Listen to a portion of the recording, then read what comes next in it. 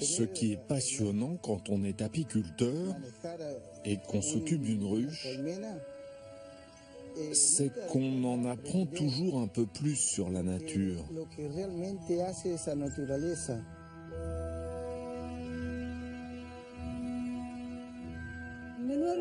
Je n'ose imaginer ce que serait ma vie sans miel. Je n'aimerais pas vivre sans. Les abeilles nous ont fait tous grandir.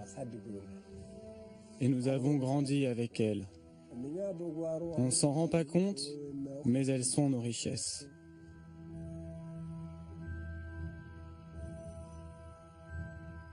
Une abeille qui tombe parce qu'elle s'est tuée à la tâche, elle s'est épuisée à butiner, eh ben parfois tu tombes sur cette abeille-là et tu la regardes et tu dis... Elle te fait rêver, quoi. Tu te dis, tu as envie de la relancer pour qu'elle reparte, quoi. Si l'abeille venait un jour à disparaître, l'homme serait menacé. Elle est à la base d'une grande partie de l'alimentation humaine. Sans abeilles, les plantes ne pourraient plus assurer leur reproduction. Pourtant, depuis quelques années, les abeilles disparaissent par milliards. Un peu partout dans le monde, des paysans luttent contre les dégâts des hommes. Ils prennent soin des abeilles. Elles le leur rendent bien en offrant un trésor. Le miel.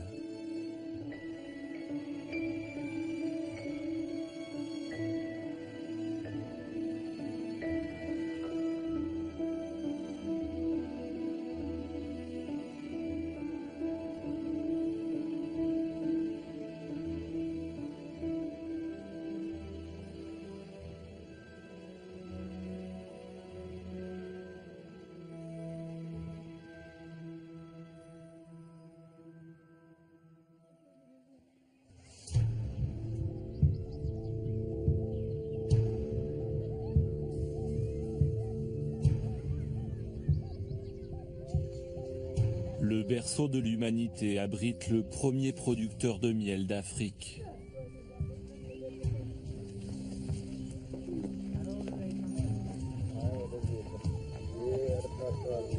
Sur les hauts plateaux d'Éthiopie, les petits paysans, en plus d'être bergers, sont souvent apiculteurs.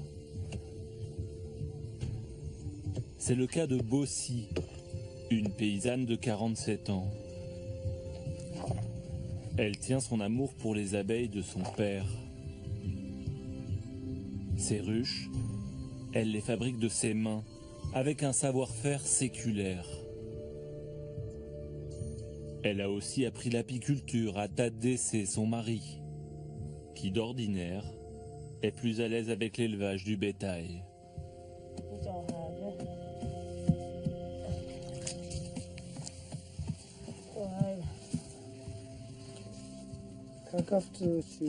C'est de la bouse de vache, de la terre, un peu de cendre et de la paille pour solidifier. On utilise de la cendre pour éviter que ça colle.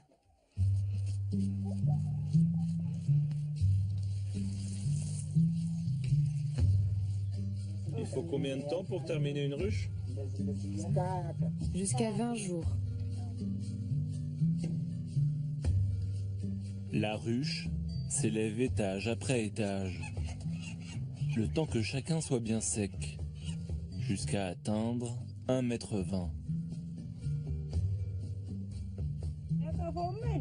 Quand c'est fini, on l'allonge comme ça.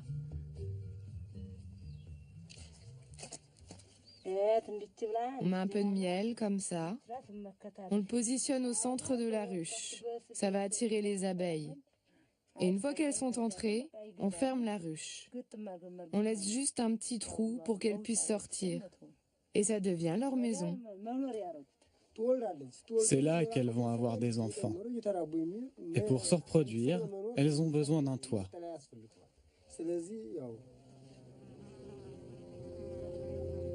La vingtaine de ruches de la famille est installée derrière la petite ferme.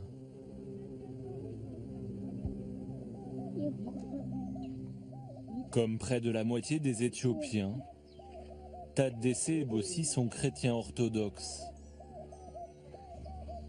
Très pratiquants, ils se rendent au moins une fois par semaine dans l'une des nombreuses églises de Lalibela. Au XIe siècle, le roi Lalibela avait fait de cette ville la capitale du pays.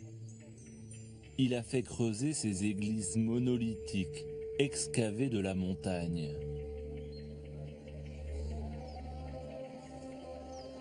L'histoire de Lalibela est intimement liée au miel. En amharique, la langue de l'Éthiopie, Lalibela signifie « la ville des mangeurs de miel ».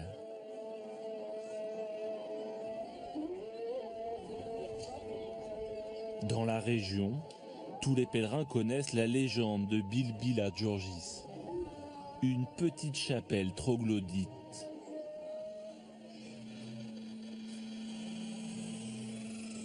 L'église abriterait des abeilles sacrées.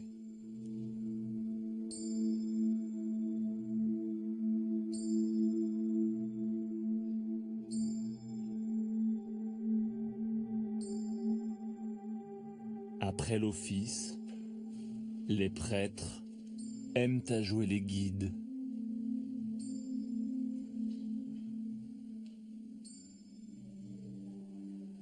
Pour découvrir ces trésors cachés, il faut emprunter plusieurs galeries, creusées dans la montagne, jusqu'à cette crypte.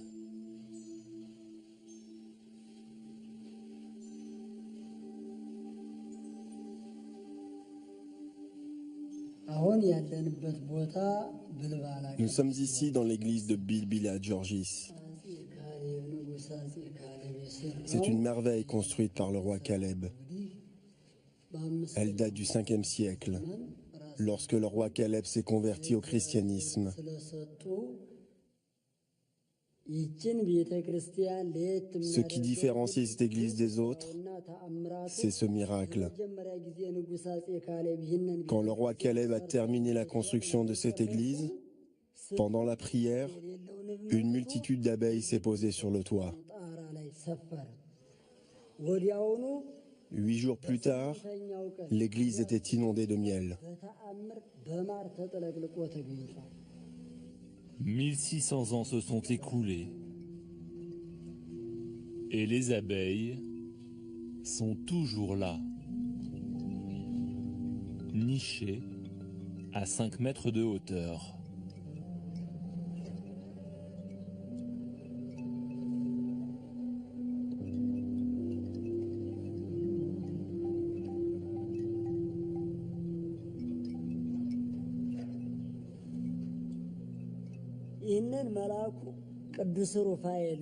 L'archange Raphaël a dit aux prêtres, on n'a pas le droit de vendre ce miel, ni d'utiliser sa cire pour faire des bougies, parce qu'il renferme l'Esprit de Dieu.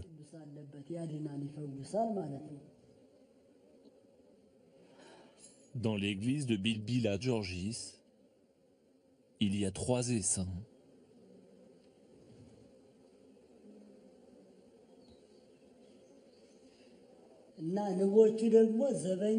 Les abeilles sont les gardiennes de l'église contre les pillards.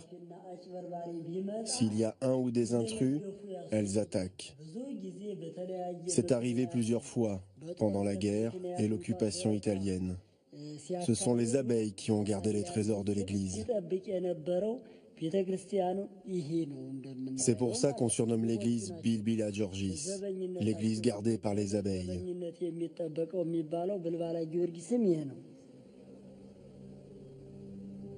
Le miel de ces abeilles sacrées est récolté une fois par an. On lui prête des vertus miraculeuses. Il guérirait. De toute la région, des fidèles viennent demander le précieux médicament. ጉሮሮዬን ይዘጋኛል እና በቃ ምንም መኝታ የለኝም። ሁልጊዜ እንደተጨነቅኩ ሁልጊዜ እንደተጠበቅኩ ነው። ስለዚህ እንደው ወደዚህ የመጣሁት ቅዱስ ብራና ጊዮርጊስ ማር አለ፣ እምነት አለ፣ እሱም ብትወስድ ይሻልሃል፣ ትድናለህ፣ ትፈወዛለህ ብዬ ነው የመጣሁት። የሚያድን ነው አምነው ለተቀበሉት ሁሉ ማለት ነው። ጉሮሮህን ለሚያቀም ለማንኛውም ነገር ለአንተ ብቻ ሳይሆን ለኪንታሮት በሽታ፣ ለቁስለ ስጋ፣ ለቆዳ በሽታ፣ ለአስም በሽታ፣ ለነዚህ ሁሉ መድኃኒት ነው። ይህን ሆድ ህመሙና ይሄ ትንንሾ ነገሮች ግን እነዚህ ወዲያውኑ ቶሎ ነው፣ በአንድ ቀን ነው የሚድነው። አይዞህ ብቻ እህል ሳይበላ ነው የሚበላው እንጂ አምላከ ቅዱስ ጊዮርጊስ እርዳይ ብለህ ከተቀበልኸው ይሄ ያድንሃል። ማሩ ፈውስ ነው። አይዞህ ትድናለህ ማለት ነው። ገበዙ ይሰጡሃል፣ ያስተናግዱሃል። እሺ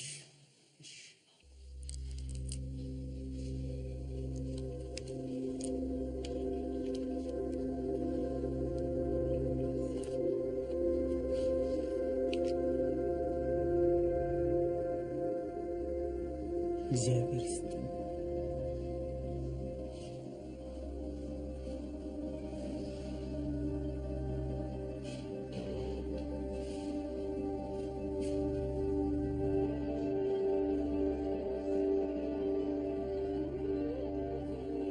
À la Libella, le nectar des dieux n'est pas uniquement sacré. Il coule également dans des établissements plus profanes. Dans les bars de la ville, tout le monde se désaltère au tej, le nom local de l'hydromel. Cette boisson jaune alcoolisée, à base d'eau et de miel. C'est du vin de miel, ça a du goût. C'est très bon. C'est un goût sucré, comme un bonbon. C'est notre boisson nationale qui historiquement vient de la noblesse. C'était la boisson des rois, des ministres et de l'élite. C'était leur boisson et maintenant c'est nous qui la buvons et l'apprécions.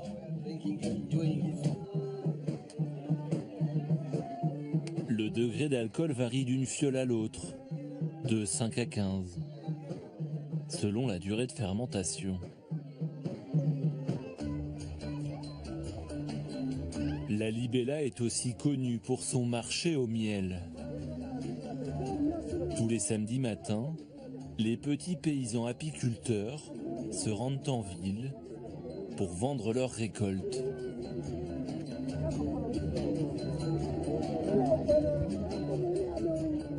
Ici, l'unité de mesure, c'est le gobelet. Tadesse et Bossi ont fait 4 heures de marche depuis leur ferme avec leurs 3 calebasses de miel. Ils ont la réputation de vendre un des meilleurs nectars du marché.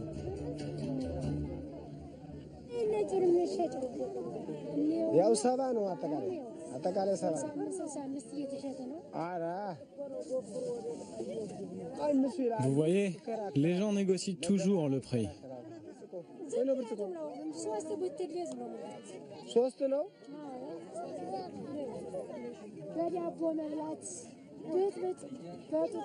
On le tartine sur du pain, on le boit avec de l'eau. C'est bon pour les maux de ventre. C'est un médicament. On appelle ça le miel d'octobre. Je vois que madame est une connaisseuse. Le miel d'octobre, c'est un médicament. Tadesse et Bossi réussiront à vendre tout leur miel ce jour-là. 10 kilos, qui leur rapporteront une centaine d'euros. Une petite fortune.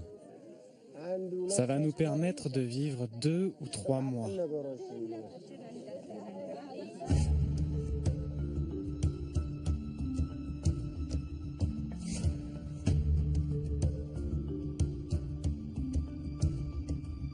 Les hauts plateaux d'Éthiopie sont des zones où les pluies se font de plus en plus rares. Les périodes de sécheresse, toujours plus longues, affament les petits paysans.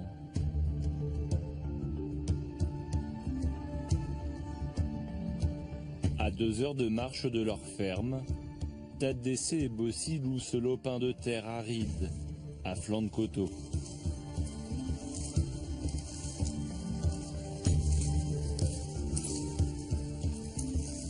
C'est le temps de la récolte, du teff et du sorgho, des céréales autochtones qui sont la base de l'alimentation éthiopienne.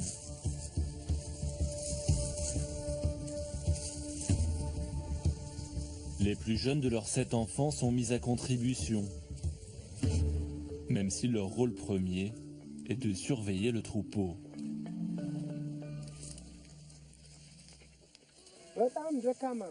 C'est très maigre comme récolte.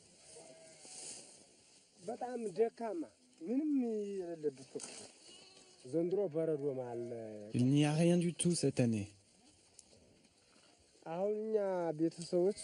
La grêle a détruit une partie des cultures et il n'y a pas assez pour nourrir toute la famille.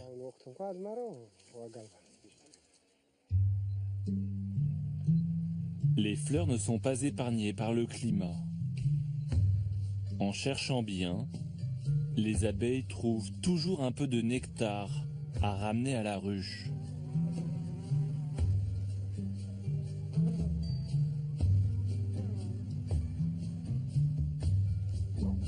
La récolte va s'effectuer de nuit.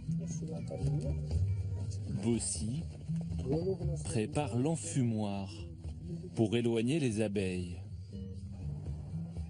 Il suffit d'un peu de bouse de vache.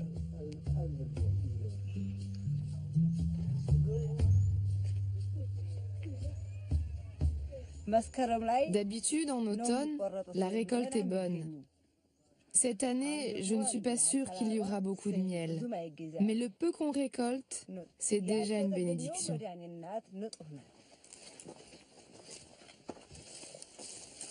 En Éthiopie, récolter se dit couper le miel.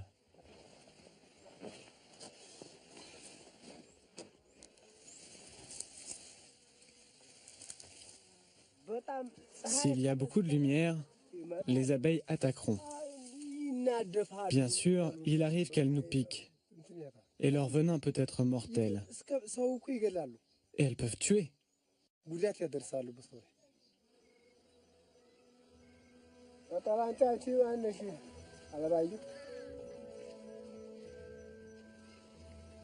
Lorsqu'ils ouvrent leur ruche, Tadesse et Bossi ne savent jamais s'ils vont trouver du miel. Les sécheresses à répétition réduisent chaque année un peu plus leur cheptel d'abeilles.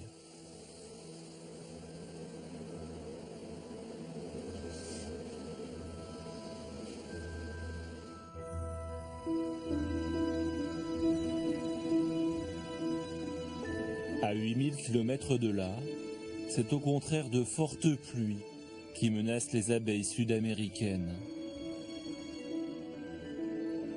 Le miel des marais argentins, au nord du pays, est réputé être l'un des plus purs au monde.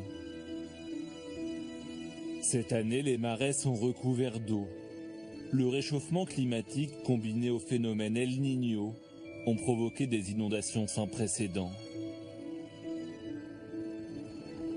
En quelques jours à peine, la montée des eaux a pris de court tous les apiculteurs qui avaient leurs ruches disposées dans le delta.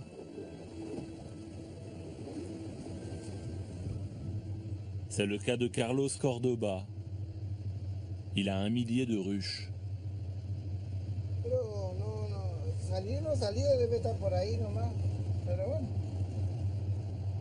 L'Argentin profite de la première accalmie pour aller constater les dégâts.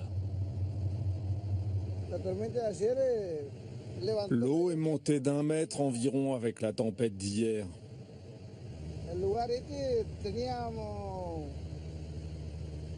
Ici, on avait environ une 60aine de ruches. Il ne reste plus rien. Je vais voir ce qui peut encore être sauvé.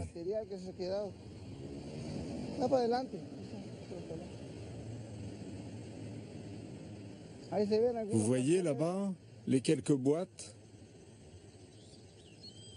Carlos avait choisi de placer des colonies d'abeilles sur cet îlot de terre, qui il y a encore une semaine était un champ de fleurs. Vous voyez, il ne reste que quelques morceaux. On voit des ruches coincées sous les arbres.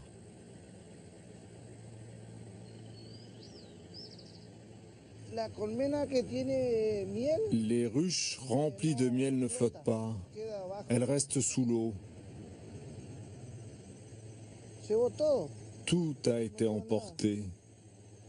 Il ne reste plus rien. C'est vraiment incroyable.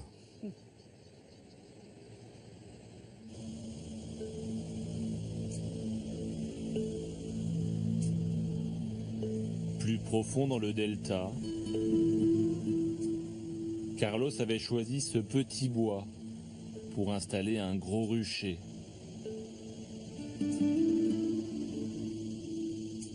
Une centaine de colonies d'abeilles.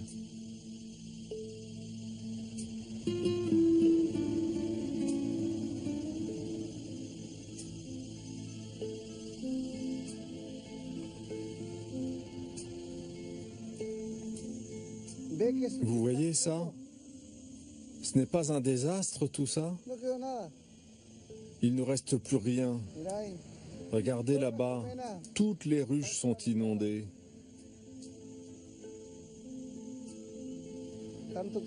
Tant de travail, tant de sacrifices, tout ça pour rien.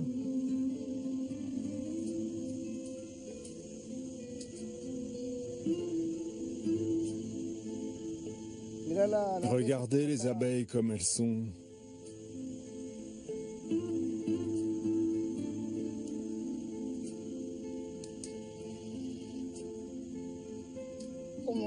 Comme il n'y a plus de fleurs, elles ont déjà commencé à manger le miel. Les abeilles ont faim. Elles mangent le miel qui reste. C'est incroyable. Carlos vient de perdre 400 ruches et près de 15 tonnes de miel. En 20 ans de métier, il n'avait jamais vu ça. Comment ne pas avoir mal quand on voit tout ça? C'est quelque chose. On était à côté, on n'a rien pu faire. J'ai tout perdu. Les ruches qui avaient du miel. J'ai perdu aussi tout le matériel et le plus important, les abeilles. Et les abeilles, c'est difficile à récupérer. L'inondation pourrait durer plusieurs mois, empêchant la flore de repousser. Ce qui caractérise le miel de notre delta, c'est qu'il est issu d'une seule fleur. C'est un miel de bonne qualité. L'abeille butine une plante aquatique qui s'appelle le cataï. On peut faire 2 ou 3 récoltes par an avec une ruche bien préparée, comme on sait le faire. À mon goût, c'est un des meilleurs miels. Si je vous dis le meilleur miel du monde, je ne pense pas trop me tromper.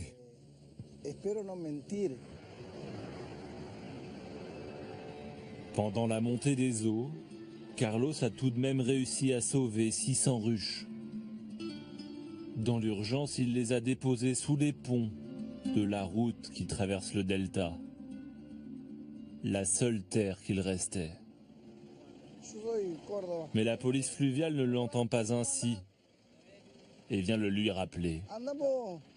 Estamos queriendo que nos saque porque nosotros tengo que intervenir, ayer me corrieron, tengo que sacar todo, Sí, están los pilotes y las abejas. le estamos pidiendo un tiempito porque estamos solucionando el problema de sacar la miel y porque están muy pesadas no podemos trasladarla así.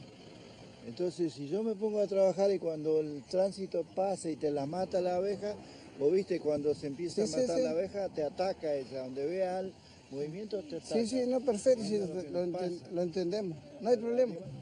Chao. Ils nous ont donné 48 heures pour tout enlever. On n'y arrivera jamais en 48 heures. Bah, on verra bien. On va faire ce qu'on peut.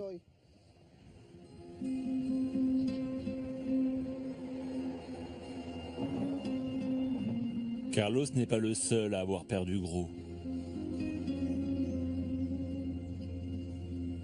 Dans le petit port de Victoria, on ne compte plus les apiculteurs qui rapportent du delta, ce qu'il reste de leur rucher.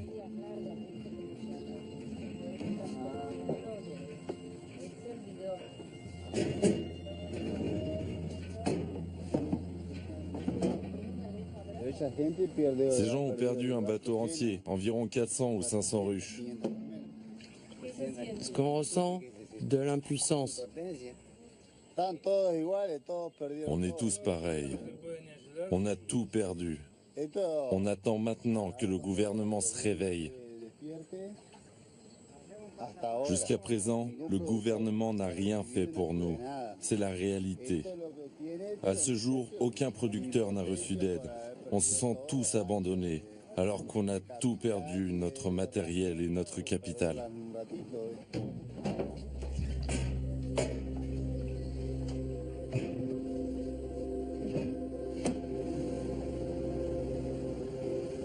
Le porte-voix de ces apiculteurs en colère est une figure locale. Christian est pêcheur, apiculteur et écologiste. Regarde tous ces animaux morts. Regarde. Partout, des animaux morts d'épuisement. D'autres à la recherche d'une terre ferme et d'un peu de nourriture.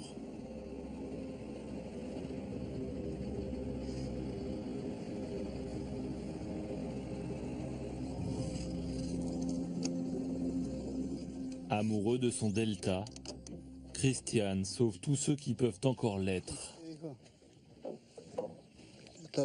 C'est une tortue qui s'est emmêlée dans les filets. Regarde. C'est compliqué à libérer. C'est très dangereux. Elle mord très fort.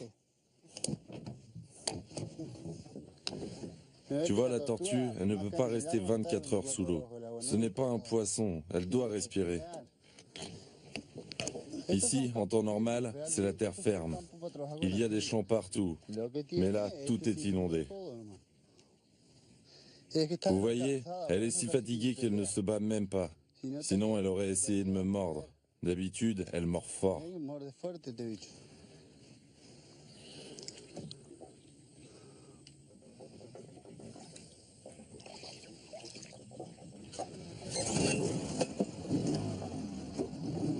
Christian fait partie des apiculteurs du delta les plus touchés par les inondations. La totalité de ces 500 ruches, remplies de miel, sont sous l'eau.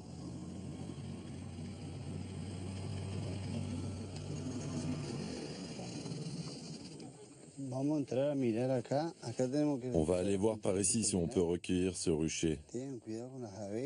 Faites attention aux abeilles. Si elles vous piquent, vous me le dites, on arrête.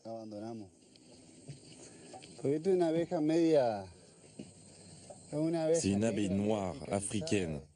Et elle a tendance à attaquer. Elle défend son territoire.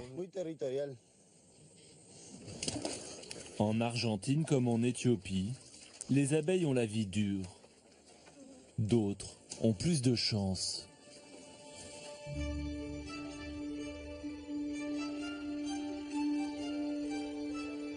Si elles avaient le choix, toutes les abeilles iraient sans doute vivre dans le paradis corse. Depuis l'Antiquité, l'île de Beauté est réputée dans toute la Méditerranée pour la qualité de ses nectars. Pour la petite histoire, la Corse payait ses impôts à Rome en miel et en cire.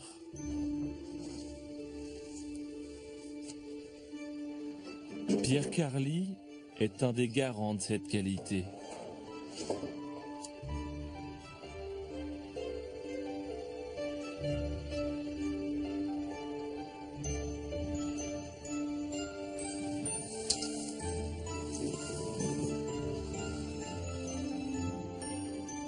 L'apiculteur est corse.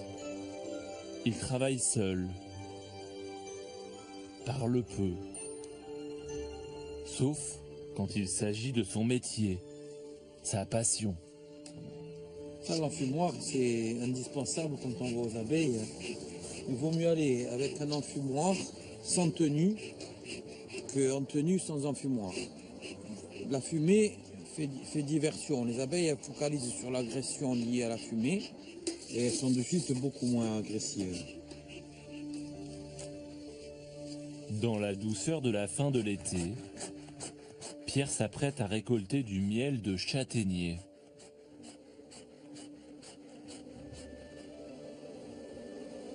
À chaque fois qu'il visite ses petites protégées, il le fait toujours avec politesse. Quand on ouvre une ruche, il faut toujours enfumer devant. Et on tape à la porte. Bon, ça c'est des ruches. On est à la 3e récolte de l'année.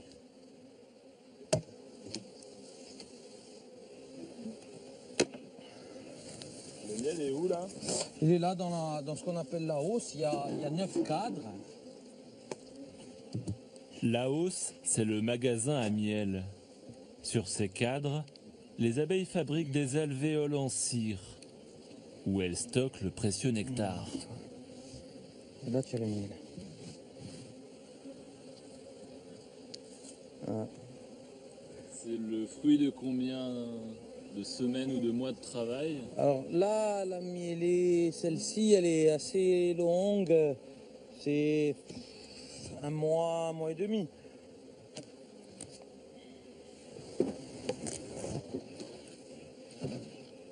Là, on m'a enlevé la 2e hausse. Il y a beaucoup plus de miel. Hein. La reine est dessous là. La reine, elle est sous cette grille qu'on appelle une grille à reine, de manière à cantonner la ponte à l'étage inférieur qui s'appelle le corps de ruche. Ce corps de ruche, c'est là où se développe la colonie. Et en fonction du développement de la colonie, on va rajouter des hausses pour qu'elle puisse stocker du miel. Et le miel qui est dans le corps de ruche, on le laisse en permanence pour les abeilles. Le corps de ruche, c'est donc leur garde-manger, mais aussi leur maternité. Voilà, là tu vois le couvain fermé, donc c'est les larves à un stade de développement plus avancé que le couvain ouvert où tu vois les larves qui sont nacrées là, tu vois. À partir du moment où je vois des œufs, je sais qu'il y a une reine en ponte. Donc sur ce cadre, il y a entre 4 et 6 000 cellules pondues. Et c'est 4 à 6 000 abeilles qui vont naître dans un laps de temps de 21 jours. Et si tu as 8 cadres comme ça fait 8 fois 6 000 abeilles à naître. Donc ce sont ces abeilles-là qui vont me faire le miel en automne. Si je veux faire du miel dans un mois, il faut que j'ai de la ponte maintenant. Il faut que j'ai des abeilles à naître maintenant.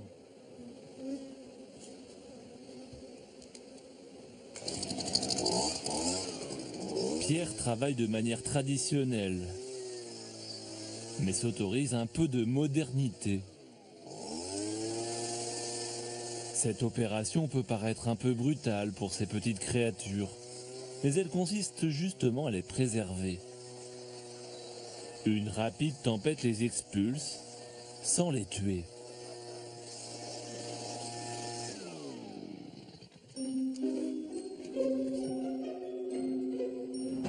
Une fois les hausses remplies de miel chargé, Pierre les remplace par des vides.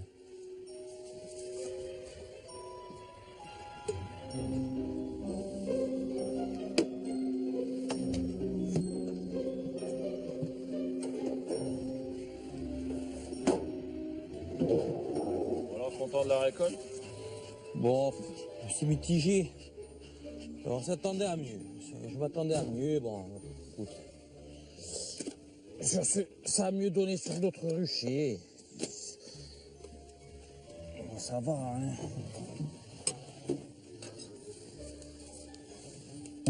Pour tout vous dire, je pense déjà à la prochaine récolte. Pierre Carly s'est lancé dans l'aventure du miel sur le tard il y a 12 ans. Ce fils d'ouvrier bastiais s'est offert un rêve. J'étais technicien au départ, j'ai travaillé dans la formation professionnelle. Puis j'ai eu quelques petits aléas, des histoires de vie qui ont fait que j'en ai eu une petite lassitude de ce que je faisais avant. Et j'ai toujours été très proche de la nature. Et puis la passion qui est venue, voilà, pour les abeilles. Ça m'a toujours semblé un peu mythique, un peu très particulier. Bon, je connaissais pas du tout au départ. Ça m'a toujours attiré. De toute façon, on ne peut pas faire ce boulot si on n'est pas passionné, à mon avis. Il faut supporter les piqûres, ce qui n'est pas une mince affaire. Cela veut me piquer. Ça y est. Veut te piquer? À peine, ouais. Ça peut être dangereux? C'est un allergique, ouais. Ce qu'il faut, c'est enlever le dard rapidement.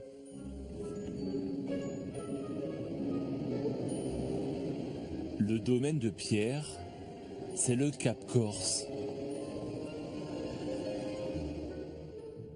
Tous les jours, il rend visite à ces différents ruchers, disposés entre la mer, le maquis et la montagne.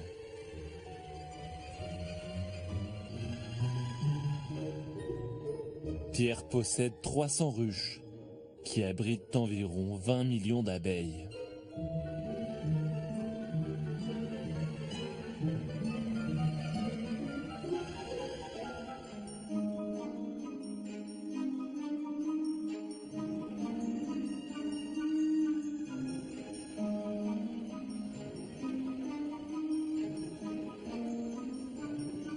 Une fois les récoltes effectuées, tout se passe chez lui dans la mielerie. Les cadres, disposés dans un tambour, vont libérer leur magie par force centrifuge.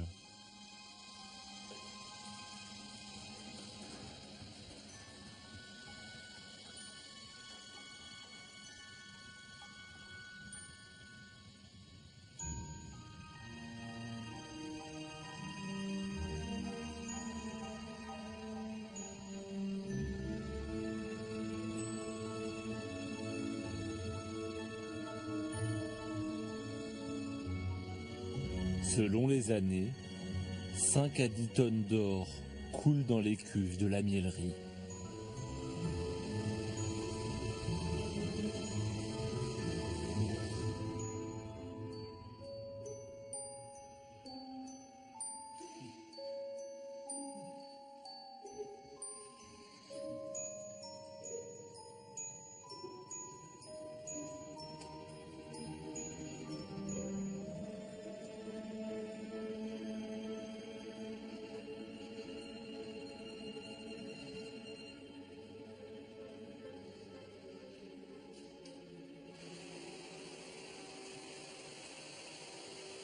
Comment il est, Nana? C'est très bon, vachement. Vachement. Il est bon parce que c'est papa qui le fait? Oui.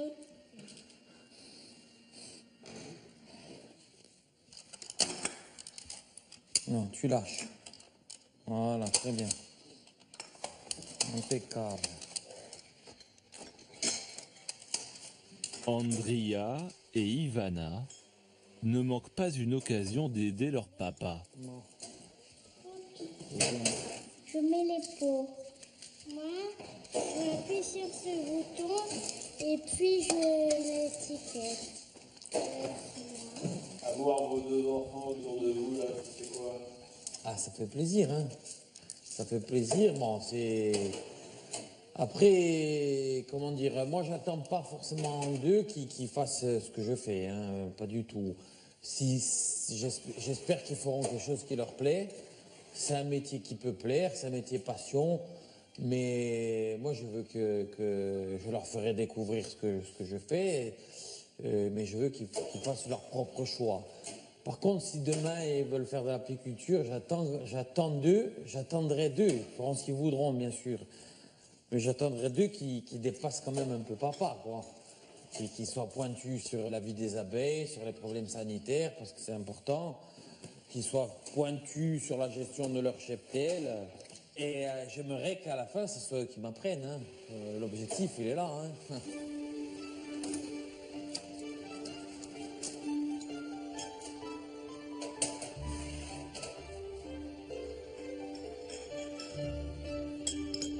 De la récolte jusqu'à sa mise en pot, le miel n'a subi aucune transformation.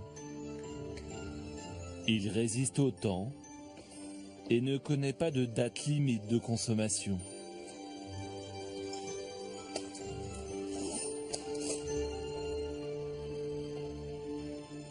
Fier de son produit, Pierre met un point d'honneur à livrer lui-même les épiceries fines de Bastia.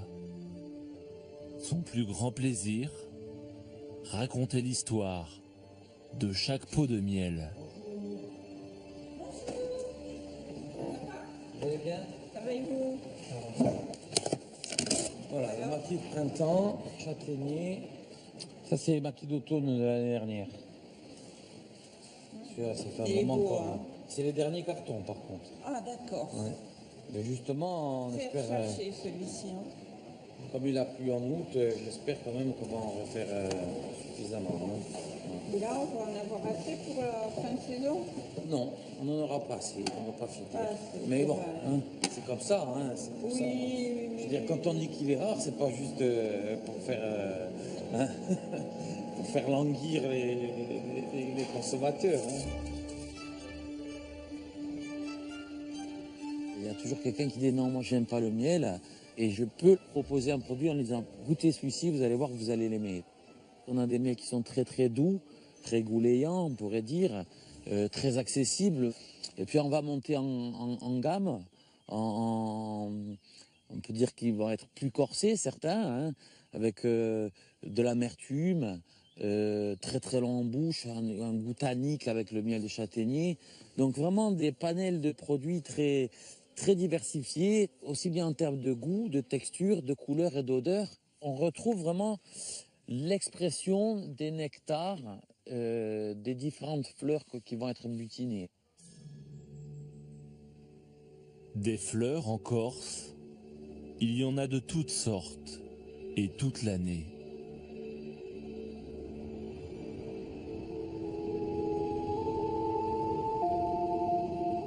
Pour suivre les floraisons, Pierre déplace ses ruches d'un bout à l'autre du Cap Corse.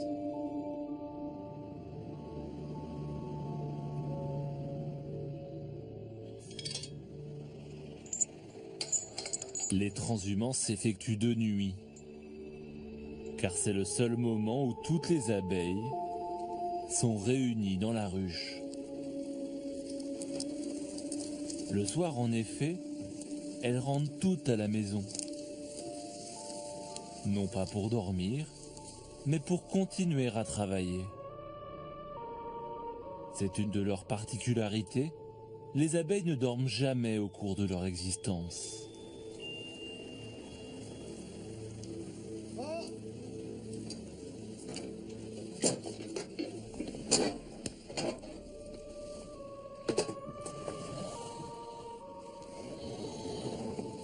Tout le talent d'un apiculteur consiste à trouver le bon spot. Un apiculteur, il place ses ruches comme un pêcheur jette son filet, en quelque sorte. Et à un moment donné, il y a une floraison à un endroit et on a des machines à faire du miel, les ruches, et il faut les mettre sur des zones où il y a ce qu'on appelle une mielée, des zones où à un moment donné, il y a une floraison qui génère du nectar. Et on attend toujours la pêche miraculeuse, en quelque sorte. Voilà. Quelqu'un, là, comme il fait pas trop chaud, elles sortent pas trop vite.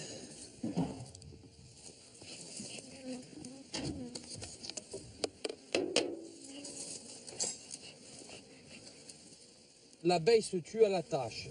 On peut considérer qu'il y a 20 jours de vie à l'intérieur de la ruche et 20 jours de vie en dehors de la ruche où l'abeille va s'épuiser à butiner. Les abeilles, au bout de 40 jours, c'est fini, quoi. Voilà, donc demain matin, elles vont se retrouver avec la vue sur Bastia.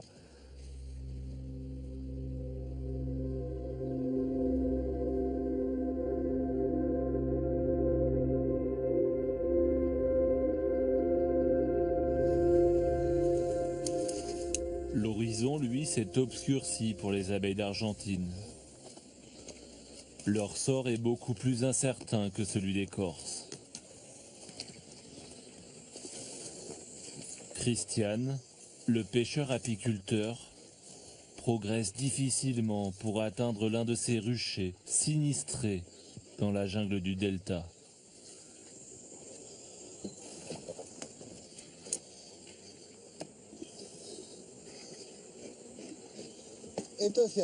Tout est foutu, ça ne servira plus. Même le matériel est en train de pourrir.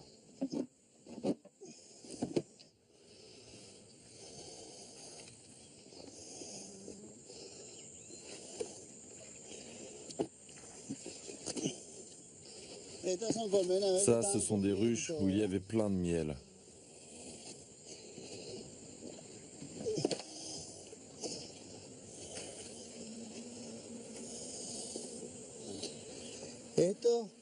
Tout ça, c'était du miel qui était prêt à être récolté. Tout est à jeter à cause de l'eau. Cela aussi était prêt pour la récolte.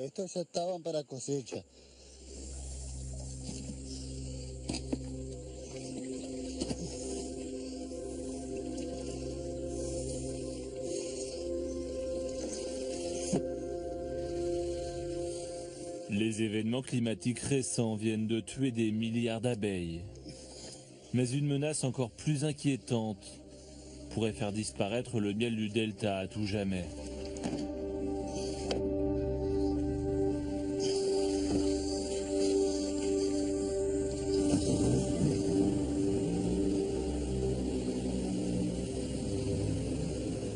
L'Argentine s'est lancée dans la culture intensive de soja et de maïs transgéniques au début des années 2000. Autrefois, il y avait des forêts, des marécages. Aujourd'hui, les silos et les champs rognent toujours plus sur le delta. Dans les champs, ça ne sert plus à rien de mettre des ruches. Le soja est tellement recouvert de pesticides que ça tue tout. Ils mettent tellement de pesticides qu'on ne peut plus avoir d'abeilles ni de ruches. Quand il pleut beaucoup, comme en ce moment, ça lave les champs. Et l'eau contaminée vient ici et tue tout. Les poissons, les plantes, les oiseaux. Ce qu'elle rencontre, elle le tue. Quand les abeilles s'approchent de l'eau, elles meurent. C'est pourquoi aujourd'hui, en Argentine, il est difficile de produire du miel du delta.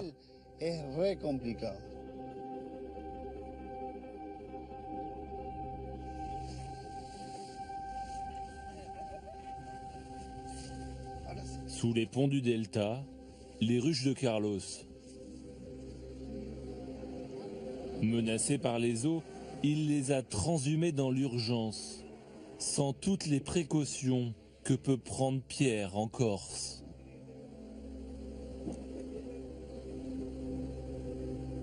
Chaque cadre est vidé de son miel. Avec l'inondation, il n'y a plus de fleurs à butiner. Les abeilles dévorent leur stock pour survivre.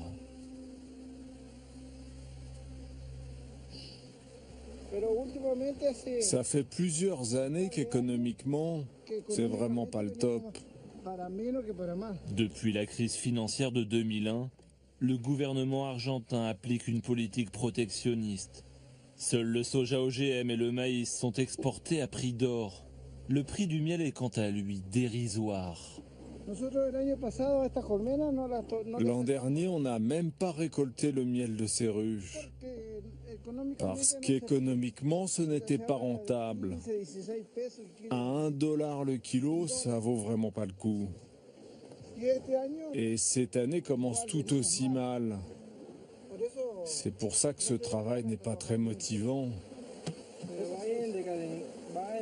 Les apiculteurs sont de moins en moins nombreux en Argentine. Beaucoup abandonnent.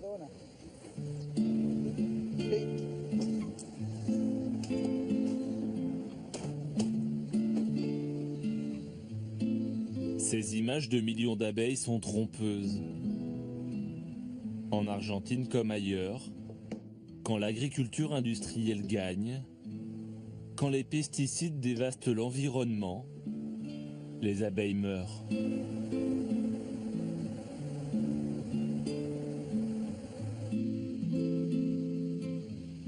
À ce rythme-là, disparaîtra peut-être ce qui faisait la fierté des apiculteurs argentins.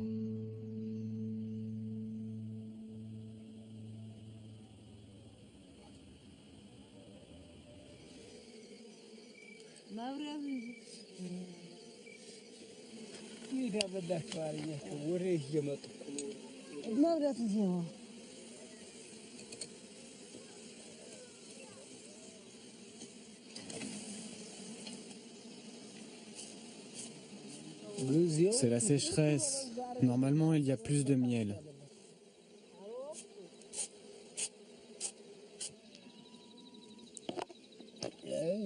Il n'y a rien du tout. La récolte est vraiment maigre. Comme il n'a pas fait beau, il n'y a pas beaucoup de miel. Il n'y a pas de miel. Mais les galettes, ça se mange.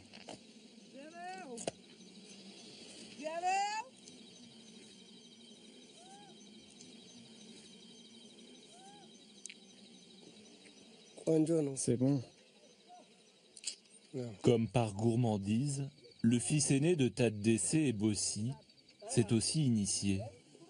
Il s'arme de courage pour plonger son bras nu dans ce nid d'abeilles.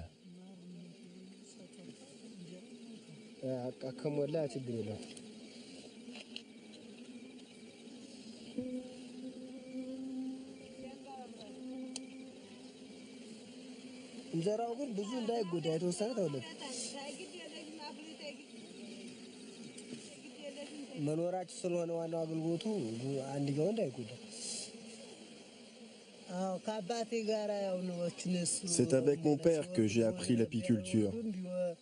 Il m'a montré comment récolter le miel. C'est lui qui m'a appris. Ma mère aussi m'a beaucoup appris.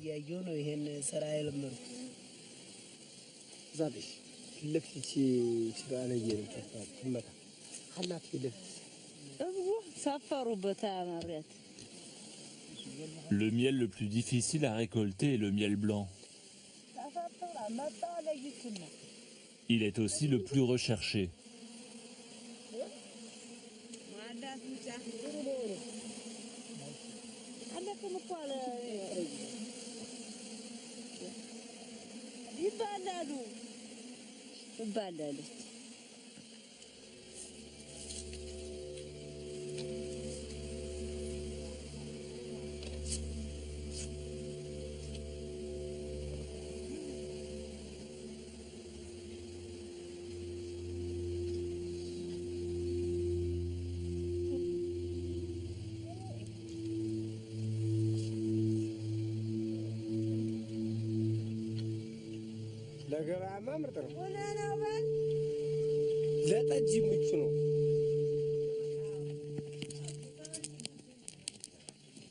Après la récolte, toute la famille se réunit dans la case principale pour préparer le miel.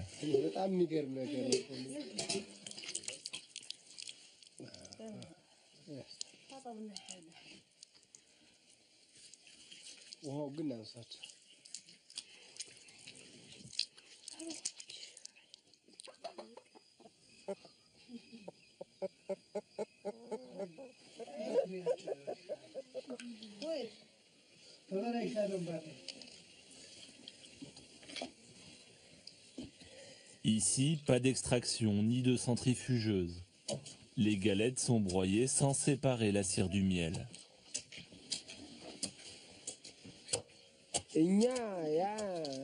Nous, on fait avec les moyens du bord. On n'a pas de matériel pour enlever la cire.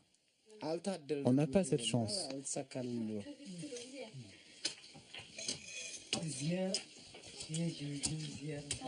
On dit que le miel éthiopien est le meilleur. Et c'est vrai. Bossi sépare le miel blanc du miel brun. Il sera vendu au marché à un bon prix.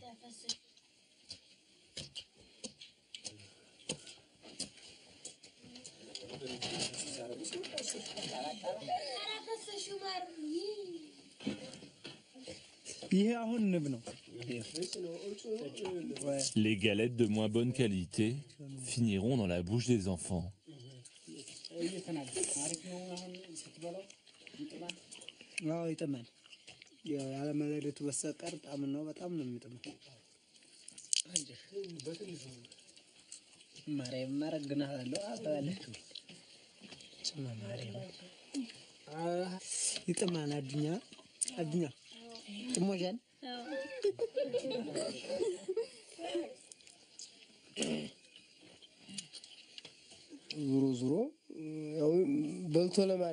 Notre rêve, ce serait d'avoir une vie confortable, d'avoir une bonne santé et de bien manger. Ce serait chouette si on pouvait avoir l'électricité. Ça nous faciliterait la vie. Je pense que de notre vivant, on ne connaîtra pas l'électricité. J'aimerais que mes enfants deviennent agriculteurs. Mais ce serait bien qu'ils apprennent à cultiver d'une façon plus moderne. Qu'ils deviennent des agriculteurs plus éduqués. Ce qu'on aimerait, c'est que nos enfants aient l'intelligence de vivre mieux. Peut-être que mes petits-enfants auront une meilleure vie. Pour les aînés, c'est trop tard. J'espère que les plus jeunes réussiront. Mais pour avoir tout ça, il faut aller à l'école.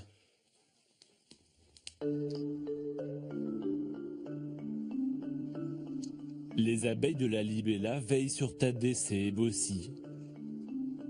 Même si les revenus du miel sont aléatoires, la famille parvient à manger à sa faim en période de sécheresse. Tadessé et Bossi en tirent une autre richesse, l'éducation de leurs enfants, qu'ils peuvent envoyer à l'école quelques jours par semaine. Ce luxe, peu de jeunes Éthiopiens des hauts plateaux y ont accès.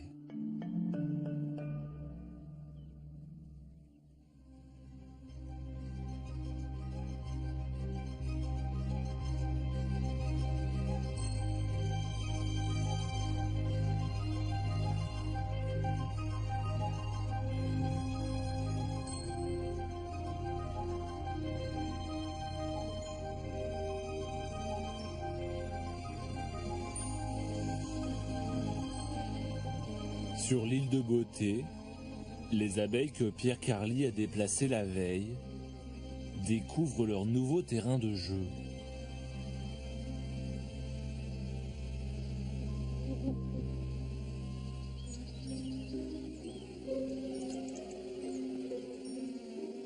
Les unes après les autres, les butineuses partent à l'aventure, récolter le nectar. Dès les premiers rayons de soleil, elles se régalent. Les fleurs sont épargnées par la pollution. Contrairement à l'Argentine, en Corse, il n'y a ni industrie, ni pesticides. 80% de ce que nous mangeons est lié à l'action pollinisatrice des abeilles. Si l'abeille venait à disparaître, il paraît que l'homme aurait des soucis à se faire pour sa propre espérance de vie.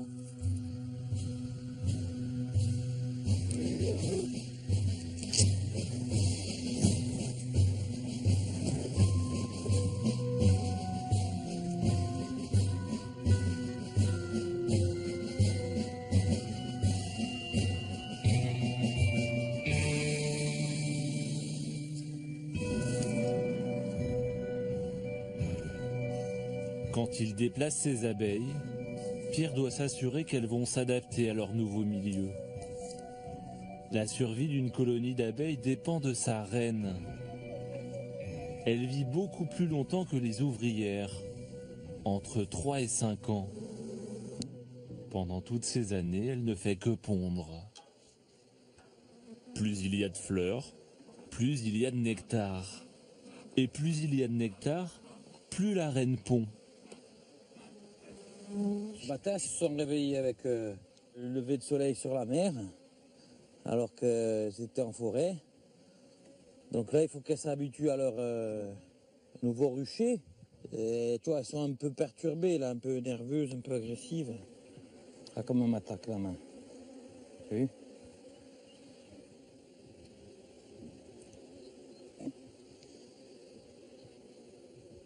Tiens, la reine, elle est là. Comment on la reconnaît? Ben, tu vois, là, l'abdomen qui est beaucoup plus long. Hein. La force de la colonie, c'est vraiment la capacité de ponte de la reine. C'est le moteur de la ruche. La reine pond beaucoup. Il y a beaucoup d'abeilles, beaucoup de butineuses. Et c'est une ruche qui va aller glaner beaucoup de nectar et qui va faire beaucoup de miel. Ça va aller. Il y a du monde. Pour la période, on signe. Il y a de la ponte, la population va augmenter à nouveau. Et d'ici 15 jours, un mois, il y a l'arbousier qui va fleurir. Et si la météo est au rendez-vous, on peut faire du miel. Elle ne vous pique pas? Non, non, non. Non, finalement, elles sont assez douces. Hein.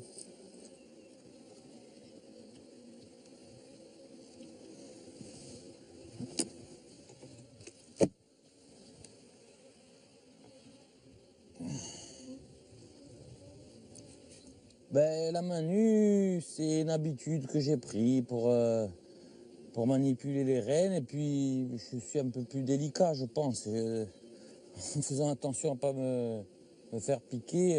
Là, vous ne mettriez pas la main nue sur les abeilles, là? Oh, si, là, elles sont d'accord. Hein. Elles ne te piquent pas. Hein. Et là, tu sens une chaleur, c'est impressionnant, tu vois. La température de la ruche, ça doit être 34. Dans une ruche, il fait toujours 34 degrés. Ouais. Quand tu te mets vraiment la main contre, tu sens la chaleur qui est dégagée par le corps des abeilles. Hein. C'est vos filles. C'est mes filles, ouais. Sauf qu'elles, elles ne le savent pas. C'est vrai en plus, parce que moi, j'ai pas acheté d'abeilles. Je peux dire que je les ai toutes élevées. Hein. Les premiers essaims que j'ai fait de façon traditionnelle, c'était magique. Je voyais des petits œufs, je me disais, oh putain, ça marche. Bon, elles n'ont jamais eu besoin de nous, les abeilles, mais toi, tu as l'impression que c'est toi qui les fais naître.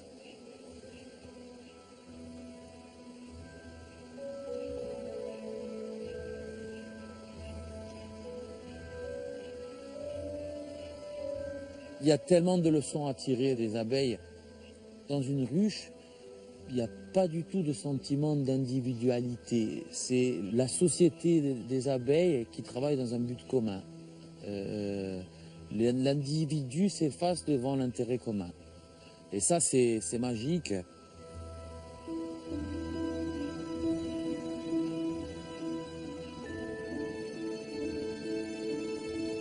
Tant que des apiculteurs passionnés comme Pierre Carly veilleront sur les abeilles, les écosystèmes seront sauvegardés.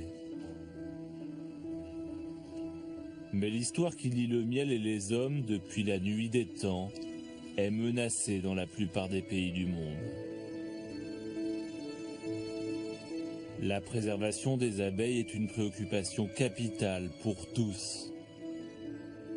Sans elle, notre espèce serait menacée.